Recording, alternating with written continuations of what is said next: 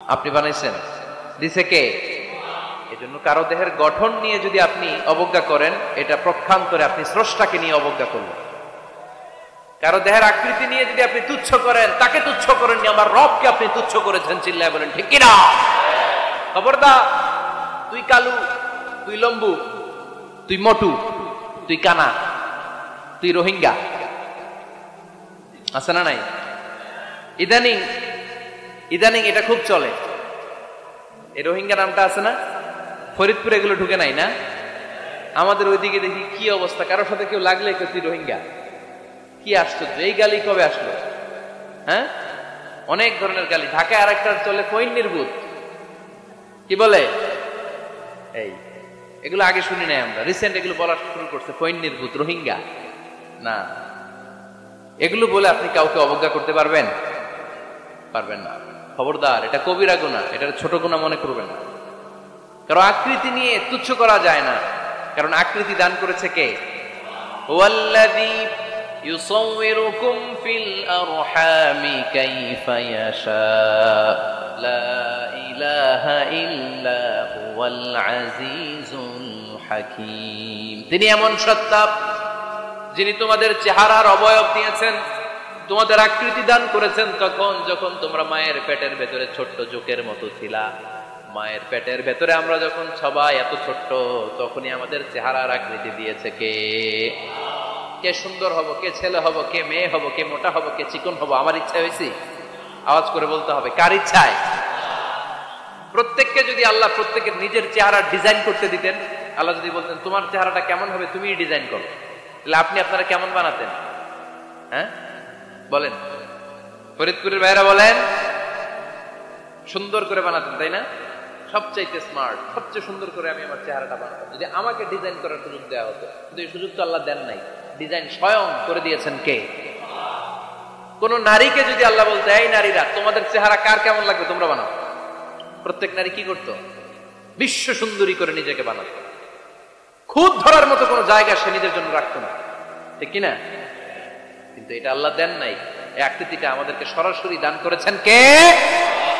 খবরদার, আমাদের অনেকে বিকলাঙ্গ, আমাদের অনেকের হাত ছোট, পা বড়, দেখতে মোটা, কেউ চিকন, কেউ কালো। খবরদার, কারো আকৃতি নিয়ে কখনো কোনো অবজ্ঞার সুরে, ঠাট্টার সুরে কোনো কথা আমরা বলবো না। রাজি আছেন? সবাই রাজি আছেন?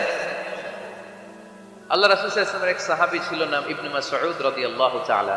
ওনার পায়ের নলা ছিল খুব চিকন, অস্বাভাবিক চিকন, স্বাভাবিক না। তো উনিও এটা ঢেকে রাখতেন, দেখাতেন না কাউকে। একদিন উনি খেজুর পাড়ার জন্য খেজুর গাছে উঠলেন। খেজুর গাছে ওঠার পরে নিচ থেকে সাহাবারা পায়ের চিকন নলা দেখে ফেলছে। দেখে সবাই হাসি, সবাই হেসে কুটি কুটি। বিশ্বনবী বললেন, হেসো না, খবরদার, আমার ইবনে মাসউদের পায়ের চিকন নলা দেখে হেসো না। আমার ইবনে মাসউদের এই পায়ের চিকন নলা যদি মিজানের পাল্লায় উঠিয়ে দেয়া হয়, কিয়ামতের দিন উহুদ পাহাড়ের চেয়েও ভারী হয়ে যাবে। খবরদার, আমার ইবনে মাসউদকে আমার আল্লাহ অনেক পছন্দ করে, তার পা চিকন দেখে তাকে তুচ্ছ করো না। আল্লাহর হাবিব সাল্লাল্লাহু আলাইহি ওয়াসাল্লামের 11 জন স্ত্রীর মধ্য থেকে একজন স্ত্রী ছিলেন একজন স্থূল আকৃতি, অবিসিটি ছিল, একটু মোটা। ওনার নাম ছিল সাফিয়া রাদিয়াল্লাহু তাআলা আনহা। আম্মা জান আয়েশার সাথে একবার সফিয়ার ঝগড়া। নবীদের বউদের মাঝে মাঝে মাঝে ঝগড়া হতো, তবে সেটা হতো মধুর ঝগড়া। সুবহানাল্লাহ পড়েন। আম্মা জান আয়েশা রাদিয়াল্লাহু তাআলা আনহার আয়েশার ঘরে দিয়ে আসো, কারণ নবী আয়েশার ঘরে। আম্মা জান আয়েশা রাদিয়াল্লাহু তাআলা আনহা বলেন, এগুলো কি? ওই দাসী বলে, তরকারি। কে দিছে? অমুক স্ত্রী। কেন দিয়েছে? আমি কি রান্না করতে পারি না? তোমরা রান্না তোমরা খাও। এই কথা বলে পাতিল সহ উড়ায় মারছেন চেহারা মধ্যে। এর কারণ ওনারা মানুষ ছিলেন, মানবীয় ব্যাপারগুলো ওনাদের মধ্যেও কাজ করত।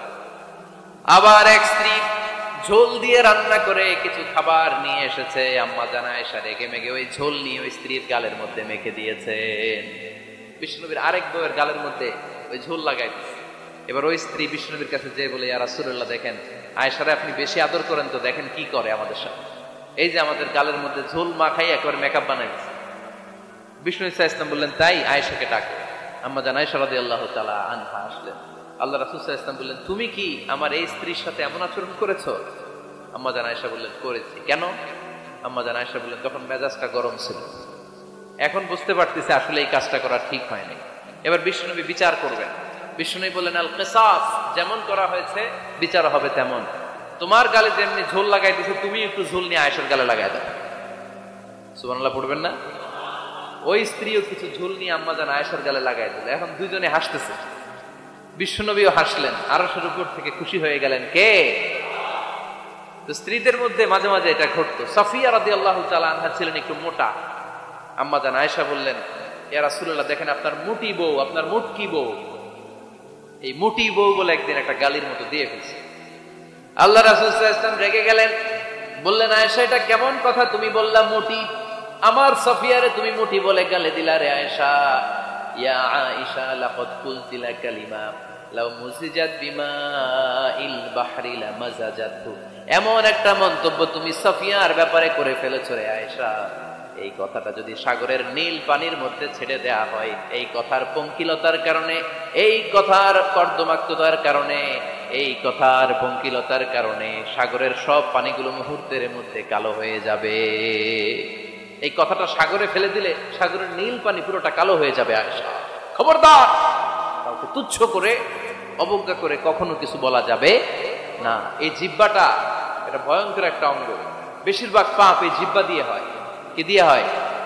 এই জন্য সাহাবারা জিহ্বা ধরে মাঝে মাঝে জিহ্বার মধ্যে ব্যাট মারতেন আর বলতেন, জিহ্বা তোর জন্য আমি আটকে যাবো কিয়ামতের দিন। আমলিক আলাইকা লিসানাক, নিজের জিহ্বার মালিক নিজে হন। আপনার জিহ্বার মালিক যেন শয়তান না হয়ে যায়। জিহ্বা আপনার, শয়তানের ভাষায় আপনি কথা বলেন কেন? খবরদার, প্রতিটা কমেন্ট, প্রতিটা কথা, প্রতিটা মন্তব্য, এগুলোর ব্যাপারে কিয়ামতের দিন পাই টু পাই করে আপনার কাছে আল্লাহর সুপ্রিম কোর্টের কাঠ গড়ায় দাঁড় করিয়ে আপনারা জিজ্ঞেস করবে কে?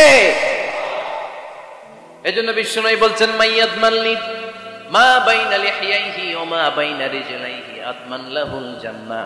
আমার কোন উম্মত যদি দুইটা অঙ্গের গ্যারান্টি আমারে দেয়, আমি আমার উম্মতকে জান্নাতের গ্যারান্টি দেব। দুইটা অঙ্গের, একটা হলো জিহ্বা আর একটা লজ্জাস্থান। দুই চোয়ালের মাঝে যা থাকে লিজ্জা জিহ্বা, আর দুই পায়ের মাঝখানে যা থাকে লজ্জাস্থান। এই দুইটা অঙ্গের গ্যারান্টি যদি বিশ্বনবীকে আপনি দেন যে নবী, জিহ্বা আর লজ্জাস্থান এই দুইটা অঙ্গের কোনো পাপ আমি করব না, নবী বলে আমি দুনিয়ায় তোমার জান্নাতের গ্যারান্টি দিলাম। এজন্য জিহ্বাটারে সামলান। যেমন এসে বললেন, খবর আছে না নাই? খবর আছে। মা ইয়ালফিযু মিন কাওলিন ইল্লা লাদাইহি রাকীবুন আতীদ। যা মুখ দিয়ে বের হয় লিখে রাখার জন্য দুইজন ফেরেশতা রেডি করে রেখেছে কে? চিল্লায় বলেন। যতদিন আমরা বেঁচে থাকবো ততদিন থাকবে আমাদের কাঁধে। আমরা মরে যাবো, এই ফেরেশতারা উড়াল দিবে, ঠিক কিনা? দুই কান্দে ছিল যে তোমার দুইজনা পাহারা, তোমারে একলা থইয়া পালাইছে তাহারা। তোমার আট কুঠুরি নয় দরজা বন্ধ, এবার হলো রে হলো মুখে আল্লাহ রসুল সবে বলো।